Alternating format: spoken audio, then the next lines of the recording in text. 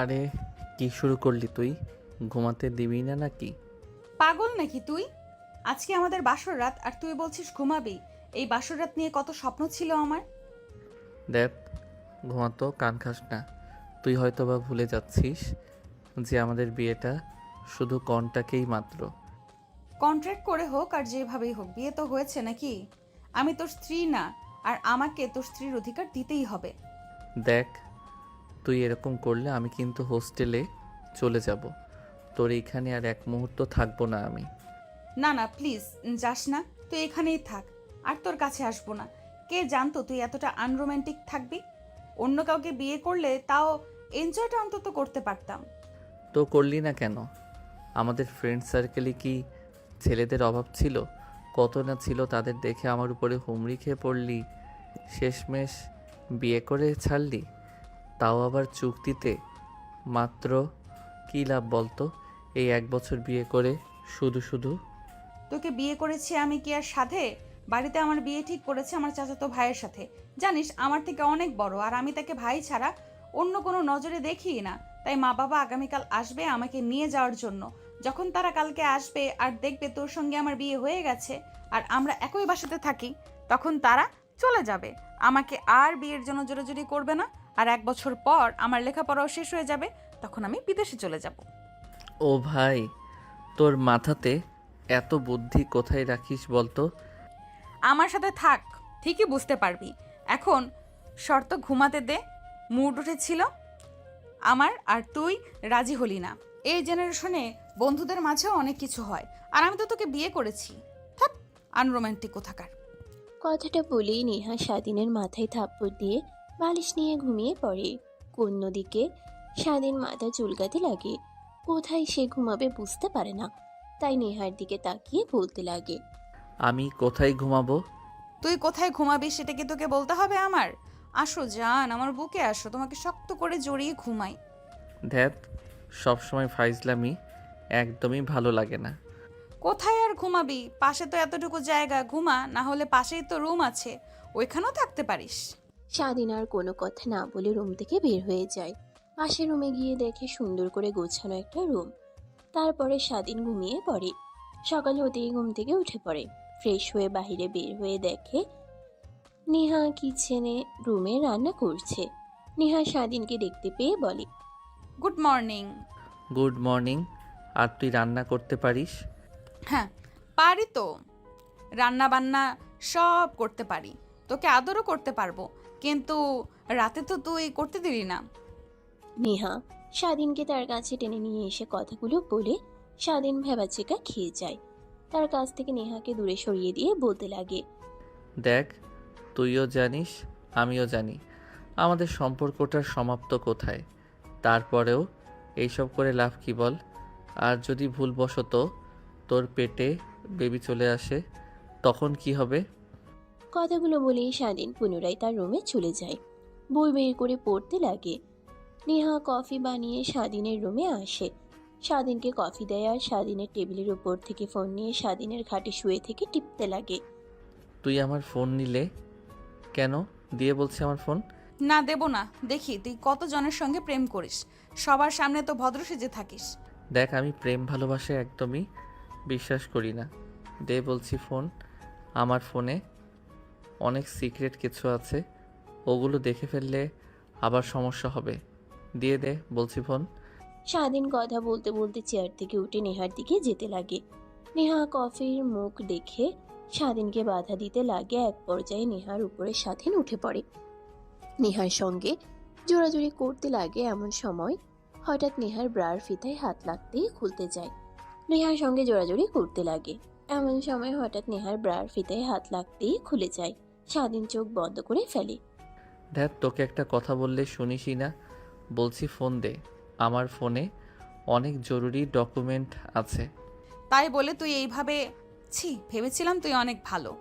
দেখ, ভুল বুঝছিস কেন আমাকে তুই? আর সরি। কথাটা বলেই মন খারাপ করে স্বাধীন ফোন নিয়ে ব্যালকনিতে চলে যায়। তারপরে একটা পিক বের করে সেদিকে তাকায়। একটু পর তার চোখ দিয়ে অশ্রু বের হতে লাগে। তখনই নেহা পাশে এসে দাঁড়ায়। স্বাধীন দেখতে পেয়ে চোখ বন্ধ করে ফোন পকেটে পুরে নেয়। আরে তুই কান্না করছিস কেন? আমি তো তখন তোকে এমনিতেই বলেছি। থ্যাট পাগল কোথাকার। তুই তো আমার স্বামী, সেটা চুক্তির হোক আর যেভাবেই হোক। এখন আমার উপরে তো সম্পূর্ণ অধিকার আছে। দেখ, আমি তোকে কখনো কোনো বিষয়ে মানা করি নাই, কিন্তু নেক্সট টাইম থেকে আমার ফোন হাতে নিবি না। তোর 2 হাত জোর করে বলছি। আরে বাবা, ঠিক আছে ঠিক আছে। আর তোর ফোন আমি আর কখনোই নিচ্ছি না। আল্লাহই জানে এই ফোনের মধ্যে কোন মাইয়ার সঙ্গে ভেজাল করে রেখেছিস, তাই ফোন হাতে নিতেই দিস না। এখন আয়, আর কান্না করতে হবে না। খাবার রেডি করেছি, খাবার খেয়ে কলেজে যেতে হবে। হ্যাঁ চল। আই এম সরি তখনকার কারণে। তারপর নেহা আর স্বাধীন দুজনে খাবার টেবিলে গিয়ে খাবার খেতে লাগে। এমন সময় নেহা ভীষণ খেলে স্বাধীন উঠে পানি গ্লাস এগিয়ে দিয়ে নেহার মাথায় হাত বুলাতে লাগে। আরে তুইও না, কোন দিকে নজর থাকে? তোরা মনোযোগ দিয়ে খাবার খেতে পারিস না। তুই চুপ কর তো। একে তো ভীষণ খেয়েছি, তার উপরে আবার জ্ঞান দেওয়া শুরু করেছিস। তোকে নিয়ে ভাবতেই যে খাবার খাচ্ছিলাম আর বেসন খেয়েছি। আমাকে নিয়ে ভাবছিস মানে? সেটাই তুই বুঝতে পারবি না। চুপচাপ করে খাবার খাতো। নেহার ধমক খেয়ে স্বাধীন খাবার খেতে লাগে। খাবার খাওয়া শেষ হলে দুজনে রুমে চলে যায়। স্বাধীন রেডি হচ্ছিল, এমন সময় নেহা ভেতরে ঢুকে পড়ে। স্বাধীনকে এমন অবস্থায় দেখবে কখনো ভাবতেও পারেনি। নেহা ড্যাব ড্যাব করে স্বাধীনের দিকে তাকিয়ে থাকে। স্বাধীন ক্লাসের দিকে তাকিয়ে নেহাকে তার দিকে তাকিয়ে থাকতে দেখে চিৎকার করে তলে দিয়ে নিজেকে পিছিয়ে নেয়। পিছন ফিরে নেহার দিকে রাগী দৃষ্টিতে তাকিয়ে বলতে লাগে, তুই আমার রুমে এসেছিস কেন? আর এসেছিস ভালো কথা, রুমে একবার নক করে আসবি না? আমার সব দেখে ফেললি। সব কিছু আগলে রেখেছিলাম আমার স্ত্রীর জন্য। তো আমি কি? হ্যাঁ, আমি কি তোর স্ত্রী না? আমার জন্যই তো সব রেখেছিস। আর আমি না হয় দেখেছি, তো কি হয়েছে? এখন চুপ কর, এত কথা বলিস না। আর কিসের জন্য এসেছিস? দেখ না, এই ফিতাটা লাগাতে পারছি না কোনোভাবেই। পেছন দিক দিয়ে হাত দিতে পারছি না, তুই একটু লাগিয়ে দে না। কি? আমি? আর তোর লজ্জা করছে না এমনভাবে আমার কাছে আসতে, কাপড় ছাড়া? লজ্জা করবে কেন? হ্যাঁ, তুই তো আমার বিয়ে করা স্বামী। স্বামীর সামনে এইভাবে আসলে লজ্জা কিসের? উল্টো আরো সোয়াব আছে, জানিস? আল্লাহই জানে এইভাবে আর কতদিন তোকে সহ্য করতে হবে। এদিকে আয়, লাগিয়ে দিচ্ছি। আচ্ছা, আমি যদি না থাকতাম তখন তুই কি করতি? হ্যাঁ? স্বাধীন নেহাকে উদ্দেশ্য করে কথাগুলো বলতে লাগে। নেহা মিটিমিটি করে হাসতে লাগে। ফিতা লাগানো হয়ে গেলে নেহা স্বাধীনের দিকে তাকিয়ে হাসি দিয়ে বলতে লাগে, অন্যান্য দিন তো আমি নিজেই লাগাই, বাট আজকে স্বামীর কাছ থেকে লাগিয়ে নিলাম, দেখলাম কীরকম লাগে। বাট অনেক ভালো। কি কুত্তি? দাঁড়া। কথাটা বলেই স্বাধীন নেহাকে দৌড়ানি দেয়। নেহা দৌড়ে তার রুমে চলে এসে দরজা লাগিয়ে দেয়। রেডি হয়ে বাইরে বের হয়ে দেখে স্বাধীন সোফায় বসে আছে। নেহা রেডি হয়ে বাইরে বের হতে দেখে স্বাধীনও বাইরে বের হয়।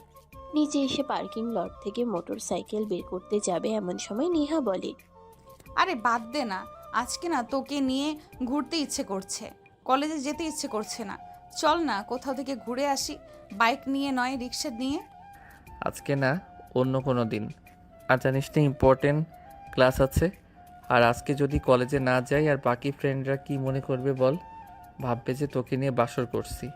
আর তোকে কোনোভাবে ছাড়তে চাই না, তাই কলেজেও আসিনি।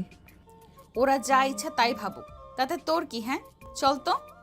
আর তুই যতই সাধু হয়ে থাকিস না কেন, ওরা তোর কথা একদমই বিশ্বাস করবে না। বাঘ হরিণ পেলে তো স্বীকার করবেই। কথা বলেই নেহা হাসতে লাগে। স্বাধীন নেহার হাসির দিকে তাকিয়ে থাকে। একটু পর একটা রিক্সা এলে দাঁড় করিয়ে কলেজে চলে যায়। কলেজের মেইন দরজা দিয়ে ভিতরে প্রবেশ করে দেখে মাটির এক সাইডেই তার সব ফ্রেন্ড সার্কেলরা বসে, আর ক্লাসরুমে না গিয়ে সেদিকে যায় স্বাধীন আর নেহা। অন্যদিকে স্বাধীন আর নেহার বান্ধবীরা তাদের নিয়ে কথা বলছিল। এমন সময় স্বাধীন আর নেহাকে দেখতে পেয়ে তারা হাতের ইশারা করে, অন্যদিকে স্বাধীন আর নেহার বান্ধবীরা তাদের নিয়ে কথা বলছিল। এমন সময় স্বাধীন আর নেহাকে দেখতে পেয়ে তারা হাতের ইশারা করে, স্বাধীন আর নেহা হাতের ইশারা করে, তারপর তাদের কাছে এসে বসে পড়ে। তা দোস্ত, বাসরাত কেমন হলো? বিড়াল কিভাবে মারতে হয় রে?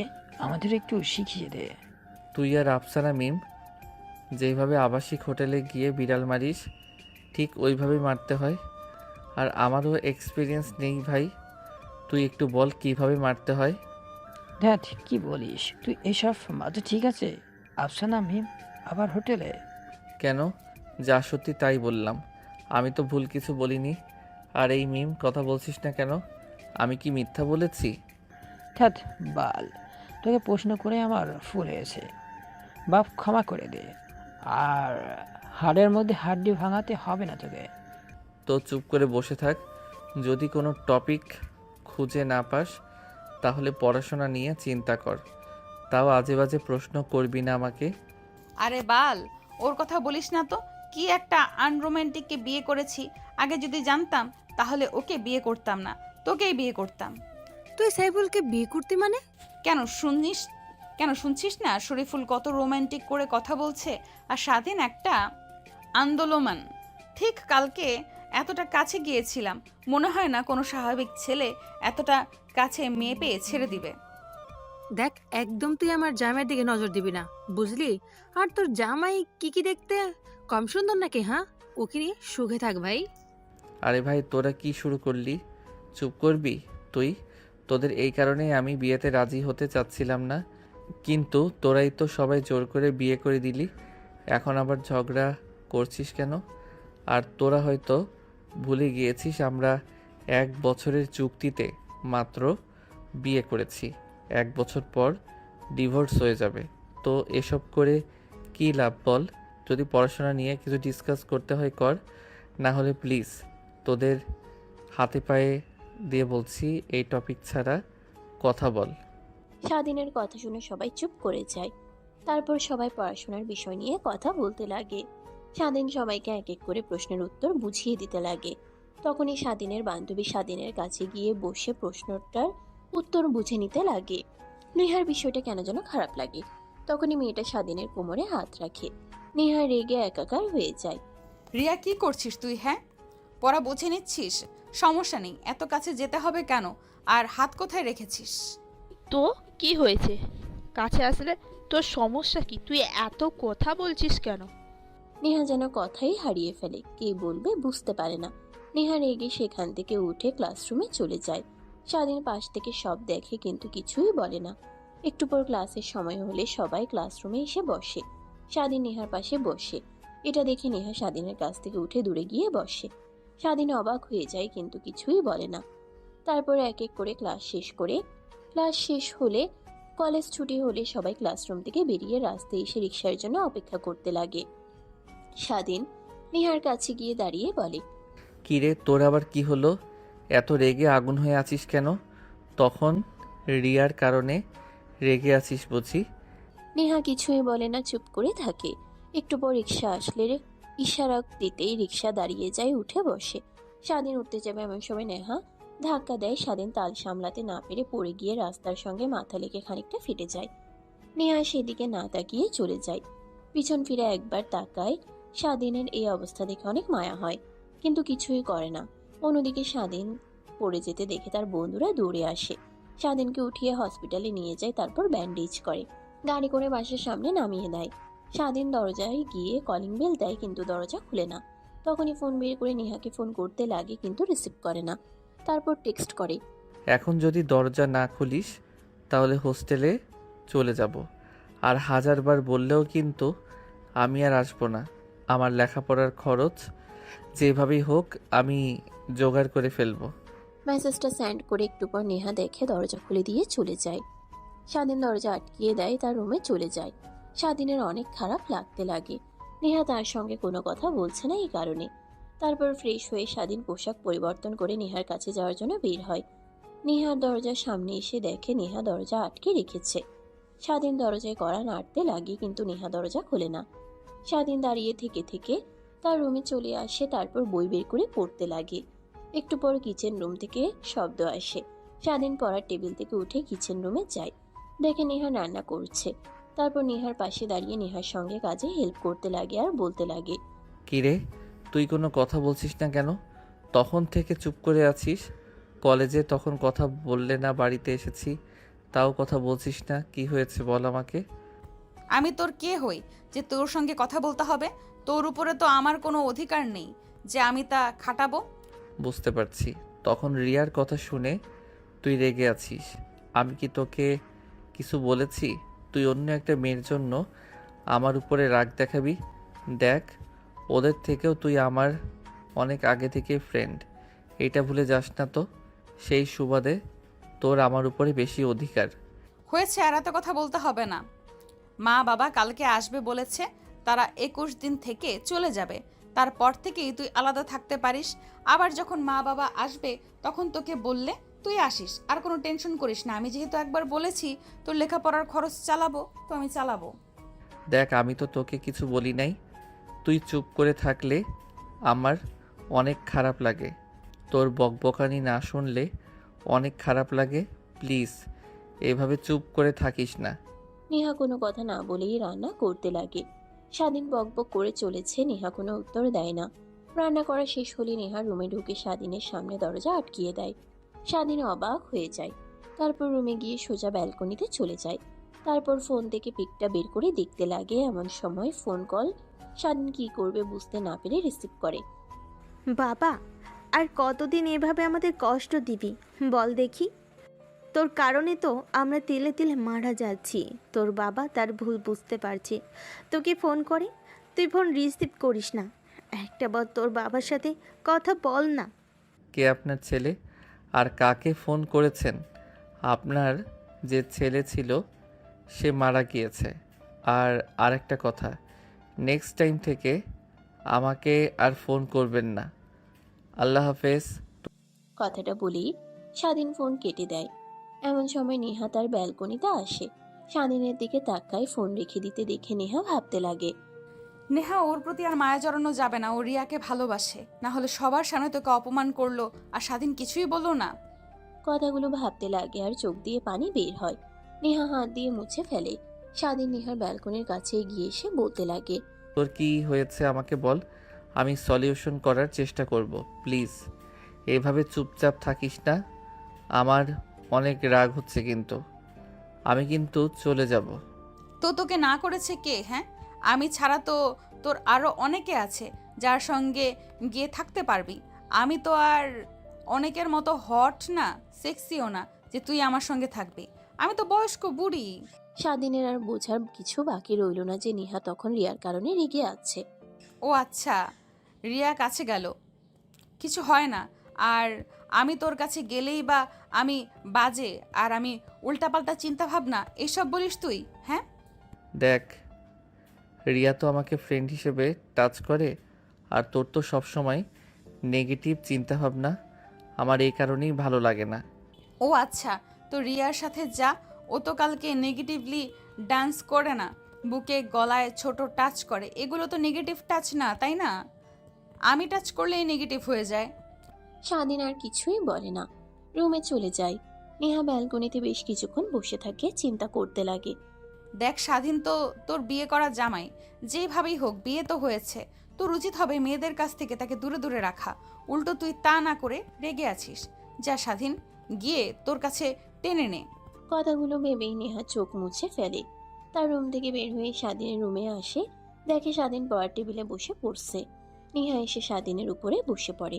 কি রে, তুই চেয়ার রেখে এখানে বসলি কেন? আমি পড়ছি, তুই দেখছিস না? আর আমি চ্যাপ্টার বুঝতে পারছি না, আমাকে একটু বুঝিয়ে দে।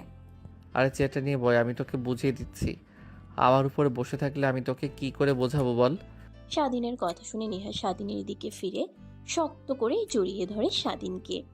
স্বাধীন হতভম্ব হয়ে যায়, কি করবে বুঝতে পারে না। চুপচাপ বোঝা, না হলে আবার জড়িয়ে ধরবো। আচ্ছা ঠিক আছে। তারপরে স্বাধীন নেহাকে বোঝাতে লাগে। অন্যদিকে নেহার সেদিকে কোনো মনোযোগই নেই, স্বাধীনের দিকে তাকিয়ে থাকে। স্বাধীন বারবার নেহার মাথায় থাপ্পড় দিয়ে বোঝাতে লাগে। এভাবে অনেকটা সময় পার হয়ে যায়। তারপর টেবিল থেকে উঠে দুজনে খাবার খেতে আসে। খাওয়া দাওয়া শেষ করে স্বাধীন রুমে আসে, খাটের উপর শুয়ে মোবাইল দেখছিল। এমন সময় নেহা রুমে আসে বালিশ কাঁথা হাতে নিয়ে। কি রে, তুই আমার রুমে এসেছিস কেন এত রাতে, আর বালিশ কাঁথা নিয়ে হাতে নিয়ে? জামাইকে ছাড়া একা একা ঘুম আসে না, তাই চলে আসলাম তোর কাছে। দেখ, তোর এই ফাইজলামি করা আর যাবে না। ফাজলামি আর কই করলাম, একা থাকতে ভয় করে তাই তোর কাছে এসেছি। যখন আমি থাকতাম না, হোস্টেলে ছিলাম, তখন তুই কোথায় থাকতি? তখনও কি একা থাকতি না? তখনকার কথা বাদ দে তো। তখন একা, এখন স্বামী আছে, তাকে রেখে একা থাকতে পারবো না। কথাটা বলে নেহা দরজা লাগিয়ে স্বাধীনের পাশে বালিশ নিয়ে ঘুমিয়ে পড়ে।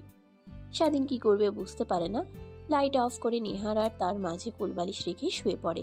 এমন সময় নেহা কোলবালিশ উঠিয়ে ফেলে দেয়, পিছন থেকে স্বাধীনকে জড়িয়ে ধরে। কোলবালিশ ফেলে দিলি কেন? ধ্যাৎ, তোর আর আমার মাঝে কোলবালিশ কেন থাকবে? তোর আর আমার মাঝে কেউ যদি কোলবালিশের মতো বাধা হয়ে দাঁড়ায়, তাহলে তাকে একইভাবে পুড়িয়ে ফেলে দেব। 1 মিনিটও তাকে নিয়ে ভাববো না, এই বলে দিলাম। কথাটা বলে নেহা স্বাধীনকে জড়িয়ে ধরে ঘুমিয়ে পড়ে। অন্যদিকে স্বাধীন ভেবাচেকা খেয়ে যায়। নেহাকে তার কাছ থেকে সরাতে নিলে আরো শক্ত করে জড়িয়ে ধরে। হার মেনে স্বাধীনও নেহাকে জড়িয়ে ধরে ঘুমিয়ে পড়ে। পরের দিন সকালবেলা স্বাধীন ঘুম ভাঙতে দেখে সবকিছু অন্ধকার। হাত দিয়ে চোখে স্পষ্ট করলেই চুল দেখে নি নেহার চুল সব তার মুখের উপর দিয়ে পড়ে আছে। স্বাধীন সরিয়ে দেয়, চুলের ঘ্রাণ পাগল করে দিতে লাগে। তারপর উঠে ওয়াশরুমে চলে যায়, গোসল করে নেয়, তারপরে বাইরে বের হয়। তখনই নেহার ঘুম ভেঙে যায়। স্বাধীনকে এই অবস্থায় দেখে চোখ বন্ধ করে মিটমিট করে তাকিয়ে দেখতে লাগে। অন্যদিকে স্বাধীন পোশাক পরিবর্তন করে আয়নার সামনে দাঁড়িয়ে চোখগুলো আঁচড়াল ছিল। এমন সময় নেহা পেছন থেকে বলে ওঠে, যেভাবে নিজেকে পরিপাটি করছিস, মনে হচ্ছে আজকে কারোর সাথে ডেট করতে যাবি। ধ্যাত, তুইও না শুধু আজে বাজে কথা বলিস। ডেট করতে যাব কেন? এমনিতেই দেখিস না সবাই নিজেকে পরিপাটি করে যায়, তাদের থেকে ভিন্ন হয়ে যাব। তখন তারা বলবে নেহার জামাই ভিখারি সেজে কলেজে এসেছে। হয়েছে, আর আলো দিতে হবে না। আর তুই আজ কলেজে যাবি না, আমার ভালো লাগছে না, পেটে অনেক ব্যথা করছে। তুই যাবি না তো কি হয়েছে? তা আমিও কি কলেজে যাব না নাকি? আমার তো আর পেটের ব্যথা নাই।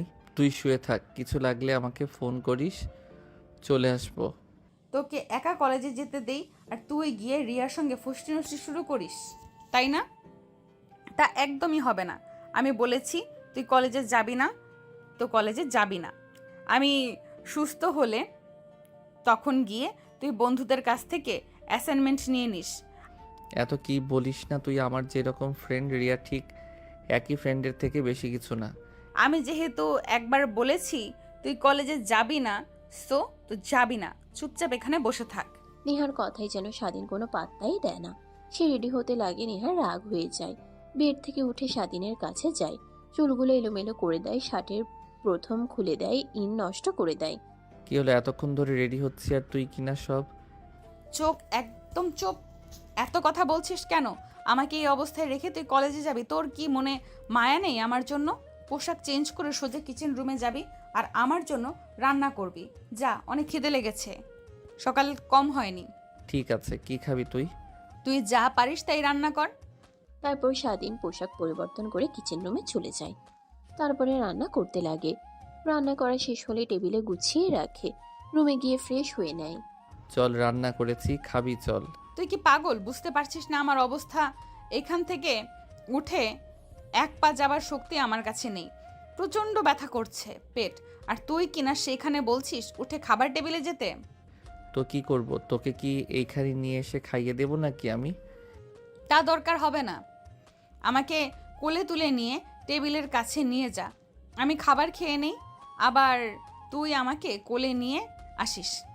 তারপর স্বাধীন নেহাকে কোলে তুলে নেয়। নেহা স্বাধীনের গলা জড়িয়ে ধরে, খাবার টেবিলের সামনে নিয়ে যায়, নেহাকে বসিয়ে দেয় চেয়ারে। তারপর খাবার বেড়ে দেয়, দুজনে খাবার খেয়ে নেয়। নেহার পেটে ব্যথা আরো দ্বিগুণ হয়, পেট ধরে কান্না করতে লাগে। নেহার পেটে ব্যথা আরো দ্বিগুণ হয়, পেট ধরে কান্না করতে লাগে। আচমকা কান্না করায় স্বাধীন অবাক হয়ে যায়। স্বাধীন চেয়ার থেকে উঠে নেহার কাছে আসে, মাথায় হাত বুলিয়ে দেয় আর বলতে লাগে, নেহা, কি হয়েছে তোর? কান্না করছিস কেন এইভাবে?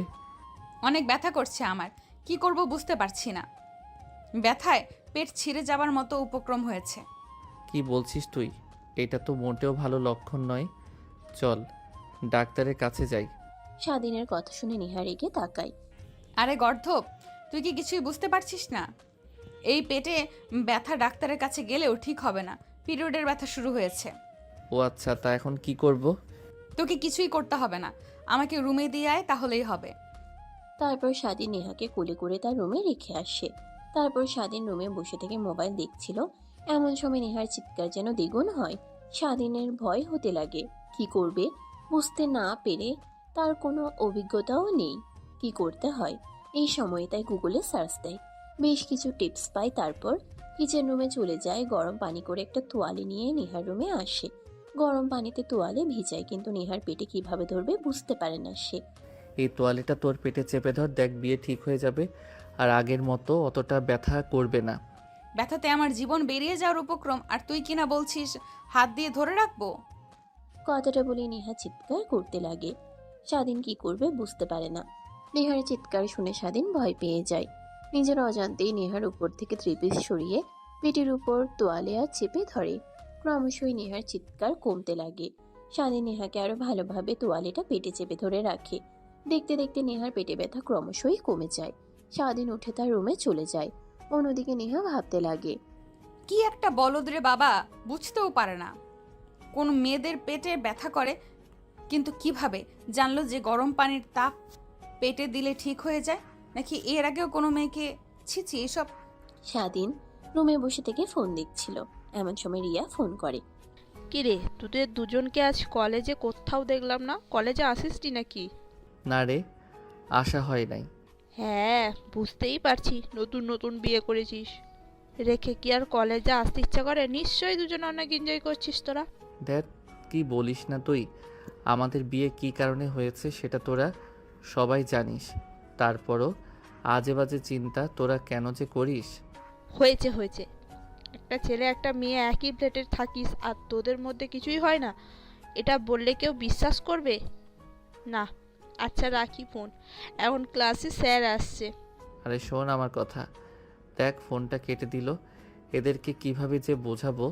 আর আসলে বিয়েটা করা ঠিক হয় নাই। লেখাপড়ার খরচ সেইভাবে হোক চালিয়ে নিতে পারতাম। নেহার বাবা মা আসুক, তাদের সঙ্গে পরিচয় হলে তারা চলে গেলেই আমি নেহার থেকে আলাদা হয়ে যাব। এভাবে থাকলে সবাই নেগেটিভ নিয়ে ভাবে আর উল্টাপাল্টা কথা বলবে। কিরে, কি ভাবছিস এইভাবে তুই? কখন থেকে ডাকছি রুমের মধ্যে থেকে, তোর কানে যায় না? শেষে উঠে আসতে হলো আমার। মানে কিছু বলবি তুই? হ্যাঁ, আমার না এই প্যাকেটটা লাগবে, প্লিজ নিজের ফার্মেসিতে কিনে দিতে পারবি? কি আর কিসের প্যাকেট?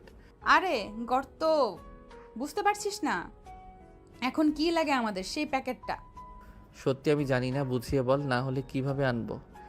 বুঝতে পারছি, তোকে বললে কোনো লাভ হবে না। তোকে এসএমএস করে দিচ্ছি, তুই নিচে গিয়ে দোকান থেকে নিয়ে আসিস। আর এই নে টাকা। কথাটা বলে নেহা স্বাধীনের হাতে টাকা গুজে দিয়ে তার রুমে চলে যায়। অন্যদিকে স্বাধীন ভাবতে লাগে। কি এমন যে আমাকে বুঝিয়ে বলতে পারবি না? তখনই নেহার মেসেজ আসে। স্বাধীন দৌড়ে নিচে চলে যায়। ফার্মেসি গিয়ে দোকানদারকে মেসেজ দেখাতেই হেসে ওঠে। কি মামা বিয়ে করছেন বুঝি নতুন বউ, তাই মুখে বলতে শরম পায়, মেসেজ করে বলছে। সেটা ঠিক, আজ আপনি কি করে জানলেন যে নতুন বিয়ে করেছি আমি? এই বয়সে আমাদের এরকমই হতো। কথাটা বলে দোকানদার হাসতে লাগে। তারপর একটা প্যাকেট পেপার দিয়ে মুড়িয়ে দেয়। স্বাধীন টাকা দিয়ে সোজা বাসায় চলে আসে। নেহা রুমে কড়া নাড়ে। নেহা পারমিশন দিলে প্যাকেটটা হাতে দেয়। চলে আসতে যাবে, আবার ঘুরে নেহার কাছে যেয়ে বলে, ওর মধ্যে কি আছে যে দোকানদার আমার দিকে তাকিয়ে হাসছিল আর বলছিল নতুন বিয়ে? বলত, তোকে এসব জানতে হবে না, যা রুমে। আচ্ছা, তুই যে বলেছিলি আঙ্কেল আন্টি আসবে আজকে, কখন আসবে তারা? আমিও তো জানি না, ফোন করেছিল সেই 3 দিন আগে, আর ফোন করেনি। আমিও ফোন করিনি, কখন আসবে কে জানে। মানে আমি চাচ্ছিলাম যে আঙ্কেল আন্টি আসলে আমি বাসা থেকে চলে যাব। অনেকেই অনেক কথা বলে, আর তুই তো জানিস আমাদের বিয়েটা কেন হয়েছে। তোর সেটা শেষ হলেই তো হলো নাকি? তোর ইচ্ছা, তুই যা ভালো মনে করিস তাই করিস। কথাটা বলে নেহাও শুনে চলে যায়। স্বাধীন সেখানে আর না থেকে রুমে চলে আসে। দেখতে দেখতে দিনটা পেরিয়ে যায়। রাতে স্বাধীন রান্না করে খাবার টেবিলে নেহাকে ডাক দেয়।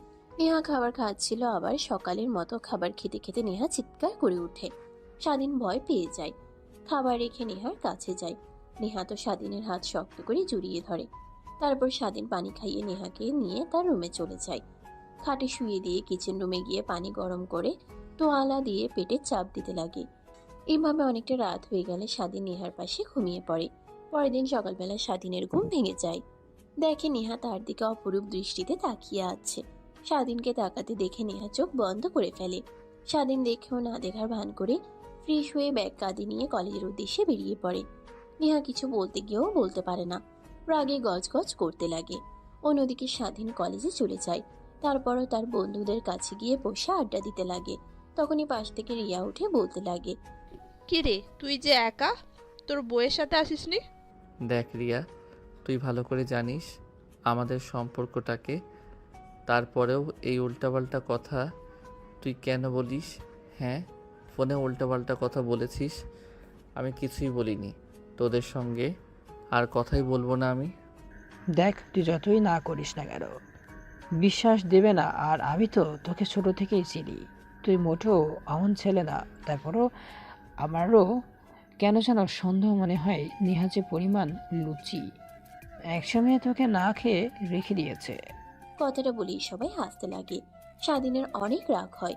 সেখান থেকে উঠে লাইব্রেরিতে গিয়ে বই পড়তে লাগে। তখনই পাশে চেয়ার থেকে একটা মেয়ে স্বাধীনের দিকে হাতে গিয়ে দিয়ে বলে, হাই, কেমন আছেন? আলহামদুলিল্লাহ, ভালো। বাসা, আপনি কে? আমাকে চিনতে পারবেন না। আমি আর আপনি একই ক্লাসে পড়ি, বাট কখনো কথা হয়নি। আমরা কি ফ্রেন্ড হতে পারি? অবশ্যই। কথাটা বলেই স্বাধীন মেয়েটার সঙ্গে হ্যান্ডশেক করতে লাগে। রিয়া পিছন থেকে দেখে কয়েকটা পিক তুলে নেয়। তারপর সেগুলো এডিট করে কাছে নিয়ে এসে নেহার কাছে পাঠিয়ে দেয়। নেহা পিকগুলো তো দেখে রেগে একাকার হয়ে যায়। কাছে থাকা জি টেবিলটা হাত দিয়ে আছাড় দিয়ে ভেঙে ফেলে। পুরো ঘর তছনছ করে ফেলে। অন্যদিকে স্বাধীনের কলেজ ছুটি হলে বাসায় চলে আসে। দরজায় কলিং বেল দিলে দরজা খুলে না, চাবি দিয়ে খুলে ভিতরে আসে। নেহার রুমে দরজা খোলা দেখে দেখেনি, আর রুমটা তছনছ হয়ে আছে, ভয় পেয়ে যায়। তখনই দেখে রক্তে লাল হয়ে আছে ফ্লোর। ধীরে ধীরে রক্তই ইশারা করে যেতেই দেখে নেহা ব্যালকনিতে বসে আছে।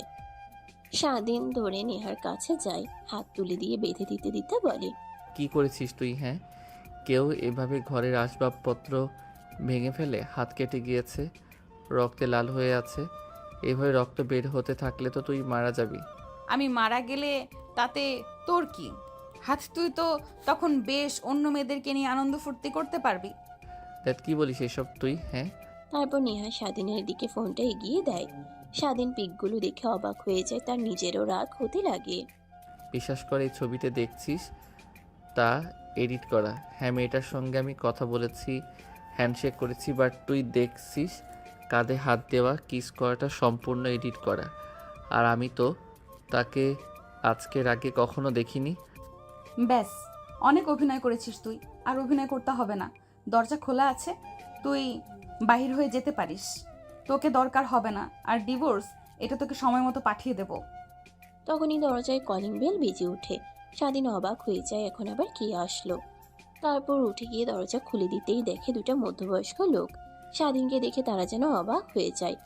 আসসালামু আলাইকুম, কাকে চান? বাবা, এটা নেহার বাসা না।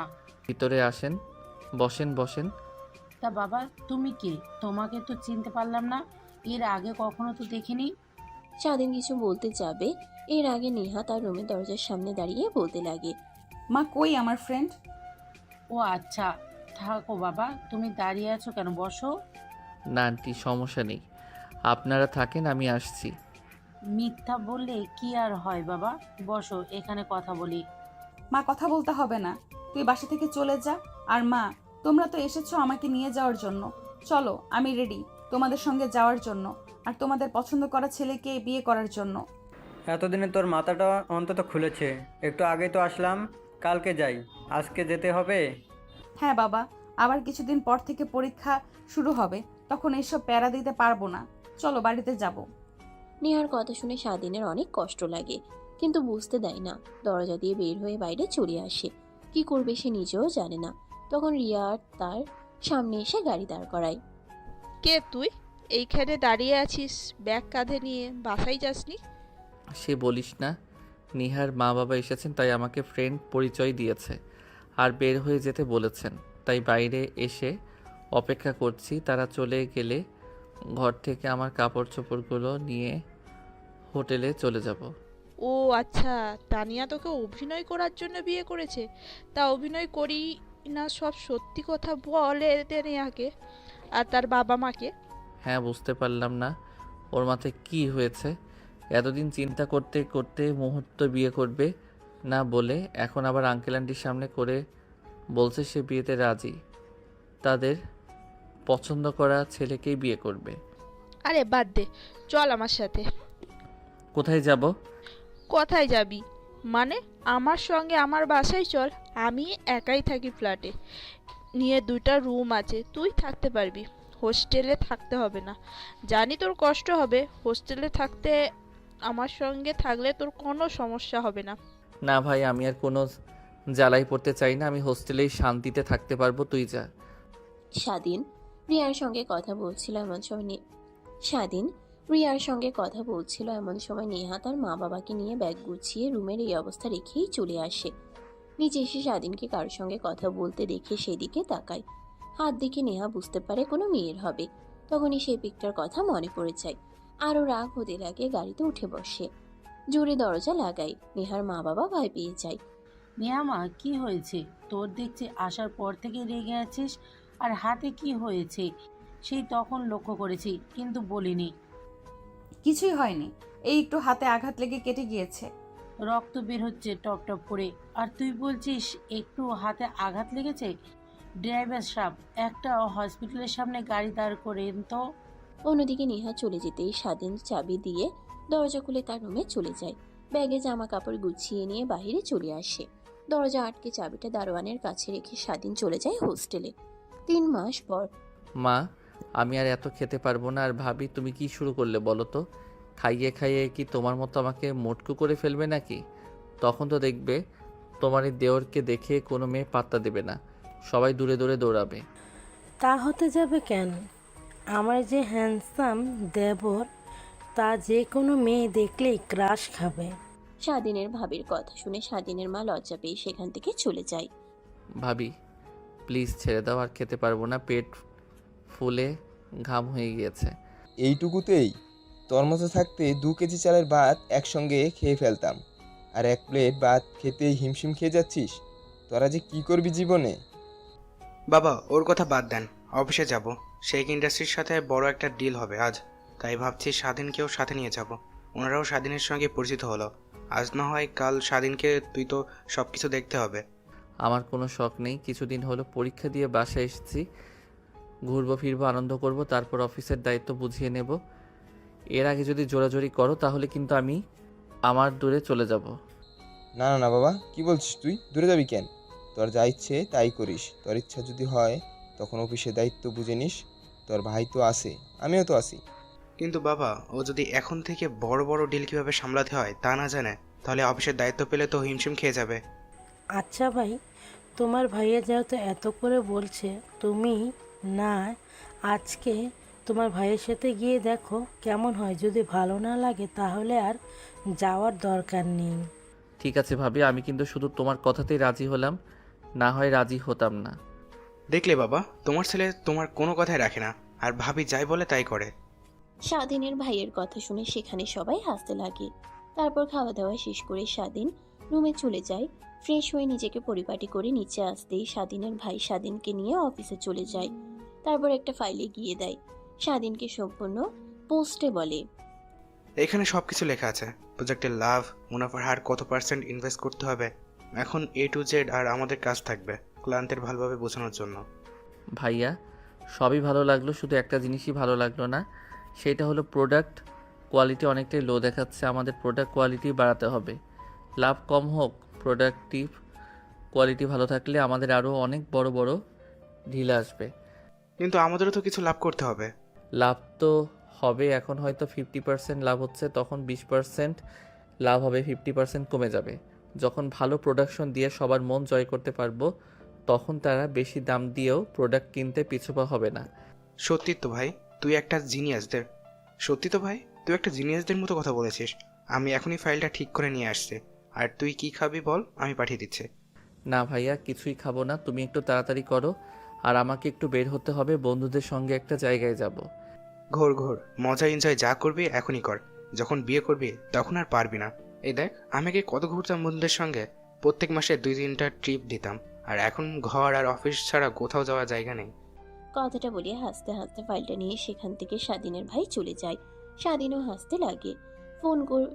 ফোন বের করে দেখতে লাগে। এভাবে অনেকটা সময় পার হয়ে যায়। ফাইল ঠিক করে নিয়ে স্বাধীন আর তার ভাই রওনা দেয় কোম্পানির উদ্দেশ্যে।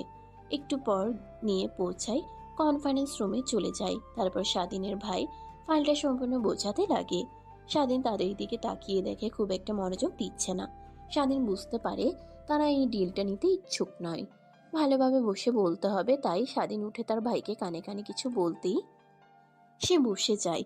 তারপর স্বাধীন উচ্চ গলায় বলতে লাগে। স্বাধীনের কথা সবাই মনোযোগ দিয়ে শুনে করতালি দিতে লাগে।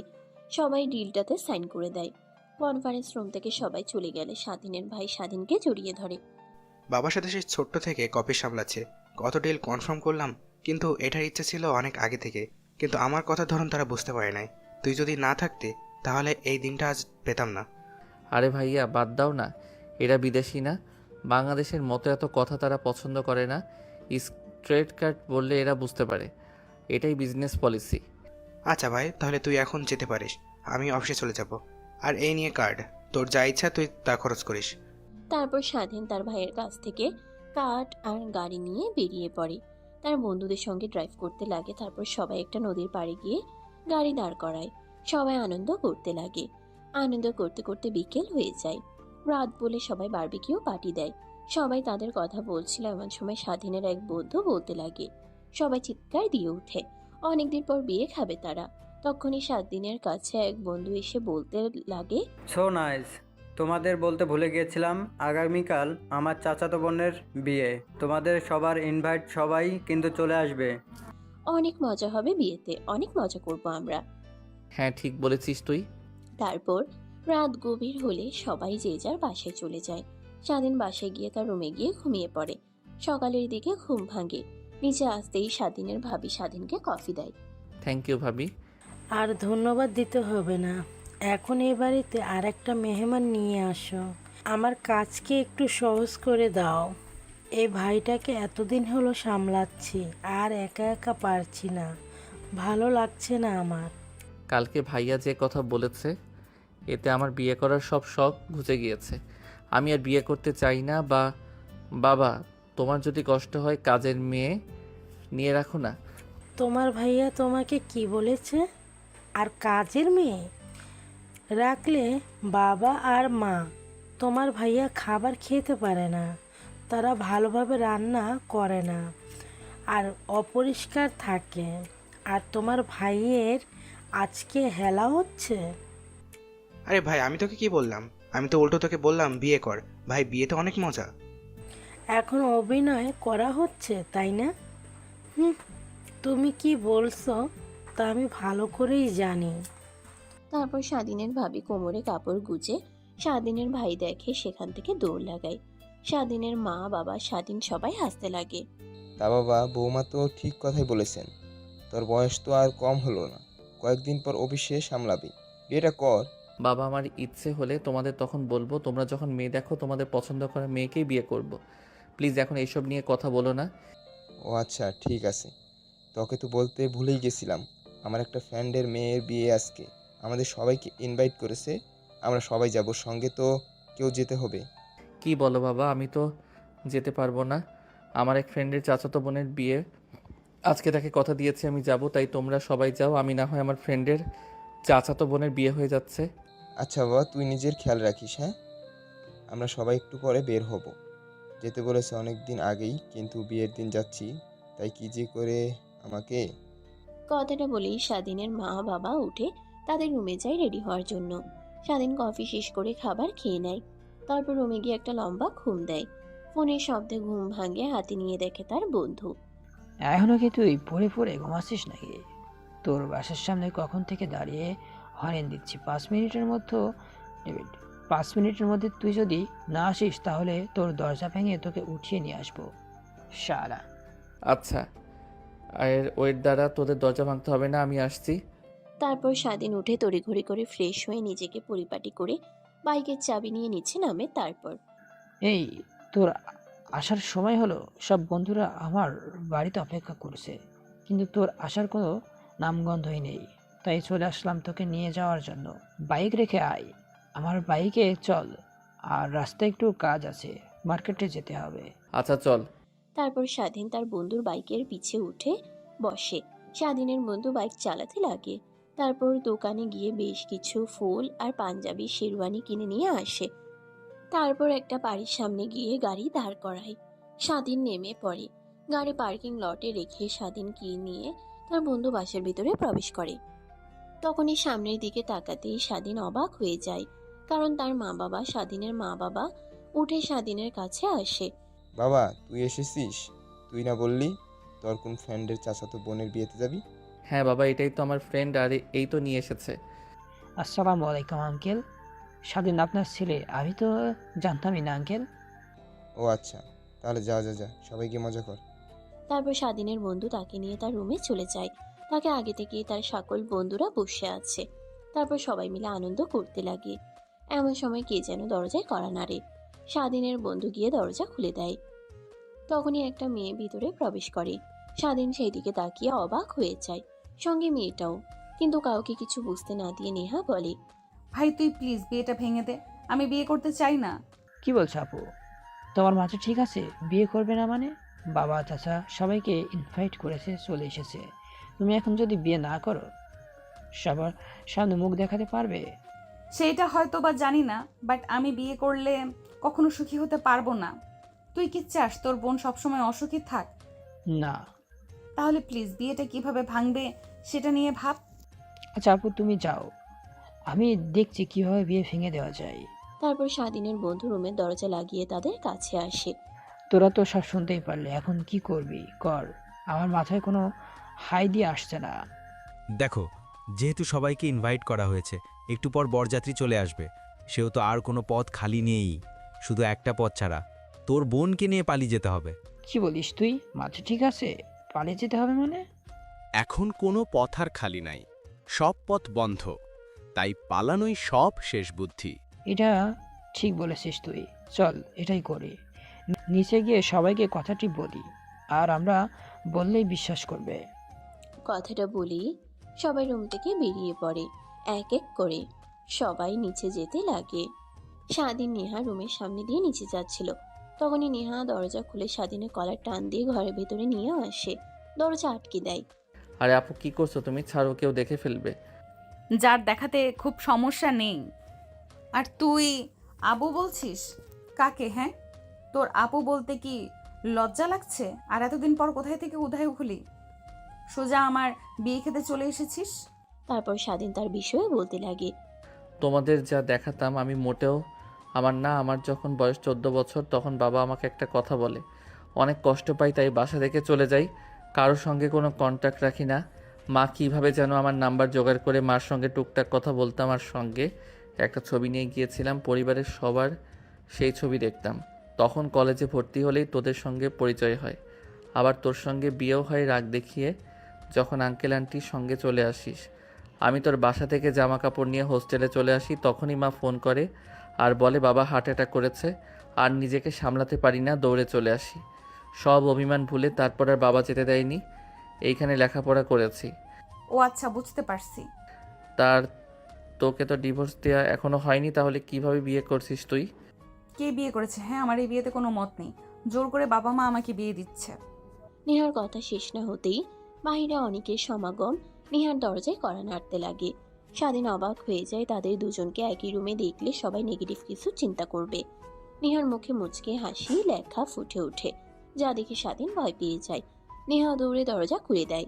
তারপরে সামনে থাকা স্বাধীনের মাকে জড়িয়ে ধরে কান্না করতে লাগে। রুমে কাউকে না দেখে শুধু স্বাধীনকে দেখতে পেয়ে যা বোঝার সবাই বুঝে ফেলে, কিন্তু কেউ কিছু বলে না। বিশিষ্ট ব্যবসায়ী ছেলে বলে কথা। সবাই যার যার মতো চলে যায়। সবাই কানাঘুষা করতে লাগে। স্বাধীনের মা নেহাকে উঠিয়ে চোখের পানি মুছে দিতে দিতে বলে, মা তুমি কান্না করো না, এই জানোয়ারটা তোমার সঙ্গে এমন করবে আমি ভাবতেও পারি নাই। আন্টি ওকে বকবেন না, এখন ও কি বুকে আর কি লাভ? আমার যা সর্বনাশ হওয়ার তা তো হয়ে গিয়েছে। পুরো বাসার সবাই দেখে ফেলেছেন স্বাধীনকে, আর আমাকে এই রুমে এখন আমাকে কে বিয়ে করবে? কে বিয়ে করবে মানে? স্বাধীনই তোকে বিয়ে করবে। বাবা আমি স্বাধীনের কথা শুনে স্বাধীনের বাবা রেখে তাকায়। স্বাধীন আর কিছুই বলে না, চুপ হয়ে যায়। একটু পর কাজী সাহেব আসে। তারপর স্বাধীন আর নেহার দ্বিতীয়বার বিয়ে পড়ানো হয়, মনোজাত করিয়ে দেয়। অনেকে অনেক কথা বলে। দেখতে দেখতে রাত হয়ে যায়। স্বাধীন বাসর ঘরে যেতে চায় না। তার বন্ধুরা জোর করে ঢুকিয়ে দিয়ে বাইরে থেকে দরজা আটকে দেয়। স্বাধীন সামনে তাকিয়ে দেখে নেহা খাটের উপরে বসে আছে। স্বাধীনকে দেখতে পেয়ে নেহা উঠে স্বাধীনের কাছে এগিয়ে আসতে লাগে।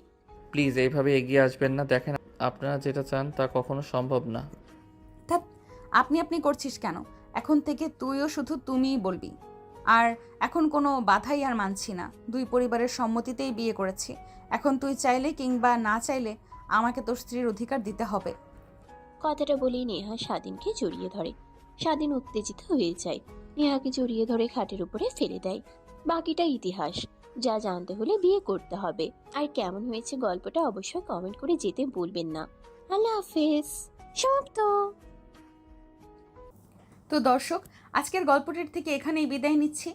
আর অপেক্ষা করুন পরবর্তী গল্পের জন্য। সেই পর্যন্ত ভালো থাকবেন এবং লাইক, কমেন্ট, শেয়ার করে আমাদের সাথেই থাকুন। আর নতুনরা কিন্তু সাবস্ক্রাইব করতে ভুলবেন না। আল্লাহ হাফেজ।